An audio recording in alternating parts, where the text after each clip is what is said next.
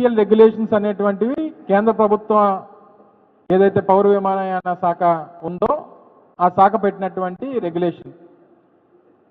Regulation పెట్టినప్పుడు అది only ఇండిగోకి పెట్టదు, అన్ని సంస్థలకి పెడుతుంది. కానీ మార్కెట్ షేర్ ఎక్కువ ఎవరిది ఉంది ఈరోజు దేశంలో?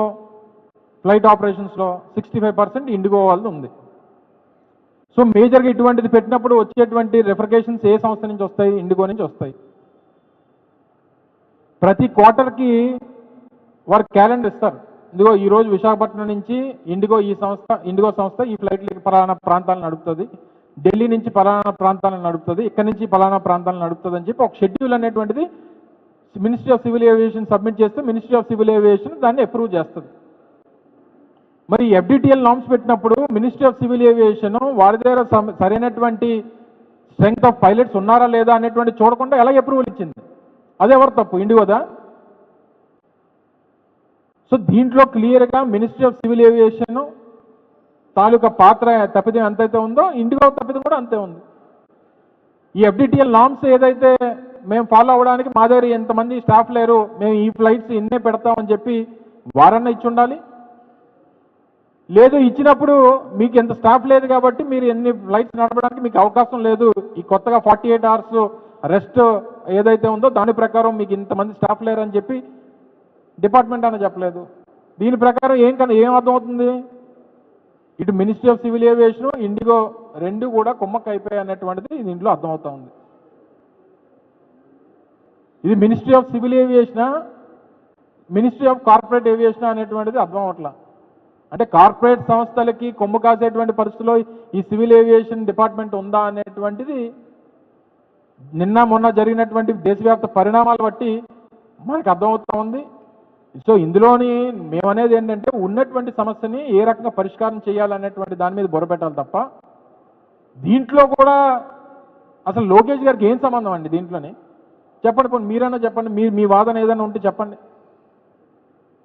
సో దయచేసి ప్రతి దాంట్లో కూడా ఎక్కడో దగ్గర ప్రొజెక్ట్ చేసి ఏదో ప్రొజెక్ట్ చేసుకొని లీడర్షిప్ని ప్రమోట్ చేసుకోవాలనేటువంటి ప్రయత్నం మానేసి దేశవ్యాప్తంగా వచ్చినటువంటి పరిస్థితుల్ని ఏ రకంగా దాన్ని సెటిల్ చేయాలనేటువంటి దాని మీద డిపార్ట్మెంటు మంత్రి గారు బుర్రపెడితే మంచిది అనేటువంటిది మా తాలూకు సలహా.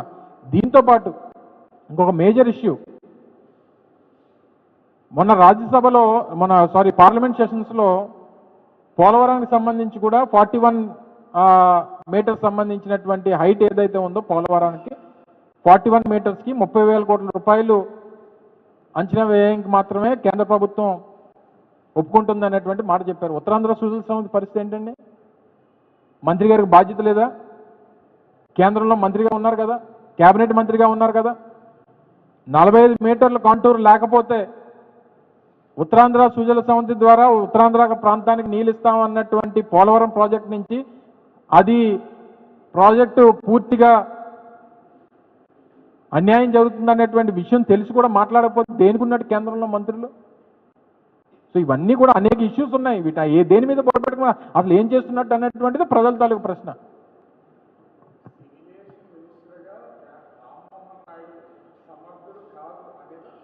ఏం చెప్తుంది కదా, దేశ ప్రజలు చెప్తున్నారు, నా అభిప్రాయం కాదు. ఒకసారి మీరు జాతీయ మీడియాలోనో లేదా ప్రింట్ మీడియాలోనో లేదా ఒకసారి వివిధ సోషల్ మీడియా హ్యాండిల్స్లోనో ఒకసారి మీరు చూస్తే ఆయన సమర్థుడా అసమర్థుడా అనేటువంటిది నేను కాదు, దేశ ప్రజలు ఏమనుకున్నారో ఒకసారి చూడండి. ఆయన ఏదో ఈ ప్రాంతానికి చెందినటువంటి వ్యక్తినో లేకపోతే నేను చెప్పాను కదా, ఆయన మొదట్లో ఆయన మంత్రిగా అవకాశం వచ్చినప్పుడు మేము అందరం సంతోషపడ్డాం, ఈ ప్రాంతం నుంచి ఒక గొప్ప అవకాశం వచ్చింది యువకుడికని. కానీ ఈరోజు చూస్తుంటే కొంత తలదించుకునేటువంటి పరిస్థితులు ఉన్నాయి. ఆ పరిస్థితుల్లో వారి వ్యవహార శైలి అలా ఉంది. సో ఆయన సమర్థుడా అసమర్థుడా అనేటువంటిది ఎంతమంది ప్రజలు ఆయన రాజీనామా చేయమని చెప్పి దేశ ప్రజలు కోరుతా ఉన్నారు అనేటువంటిది ఒకసారి చూడండి. 100% కోరుతాం. ఒక ఫ్లైట్ కూలిపోతే సహజంగా ఒక ఫ్లైట్ ఇన్సిడెంట్ నాకు తెలిసి ఈ మధ్యకాలంలో లేదు అసలు. 15 సంవత్సరాల నుంచి దాదాపు 260 మంది చనిపోయారు. అసలు ఆ రోజే చెయ్యాలి. కొన్ని కొత్త తెలీదో లేకపోతే ఇంకోటో చేయలేదో పైన వద్దన్నారో చంద్రబాబు నాయుడు వద్దన్నాడు లోకేష్ వద్దన్నాడు నాకు తెలియదు కానీ ఈ రోజు ఈ పరిస్థితి వచ్చింది దగ్గర 10 లక్షల మంది ప్రయాణికులు ఇబ్బందులు పడుతూ ఉన్నారు. ప్లస్ రెండోది ఆ ఫ్లైట్ రెగ్యులేషన్స్ ఎవిడెన్స్లో పెట్టి ప్రజల తాలూకా ప్రాణాలతో చెలగాటం ఆడుతున్నారు. Thank you.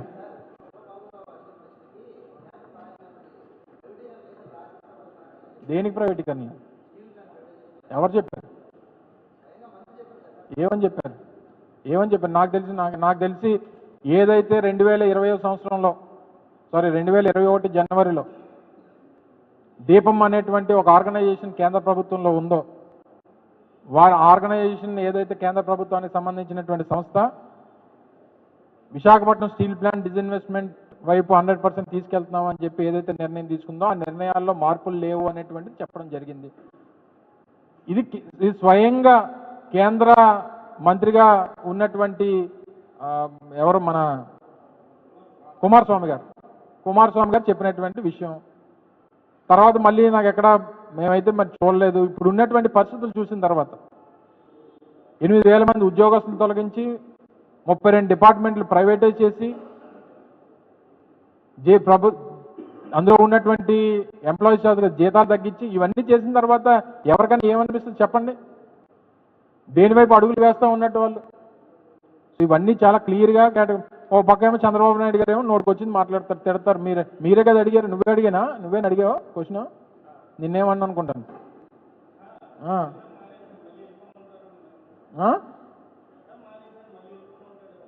అదే అంటున్నా.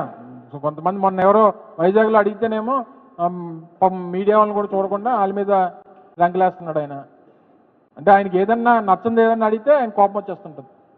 ఆయనకు నచ్చింది, ఆయనకు కావాల్సింది ఆయన అన్నీ అడుగుతుంటే ఆయన హ్యాపీగా ఉంటాడు. ప్రజా సమస్యల గురించి ఏదన్నా అడిగితే తిరిగి మన మీద రంకులేస్తాడు. ముఖ్యమంత్రి గారికి అలవాటు, మనం ఏం చేస్తాం?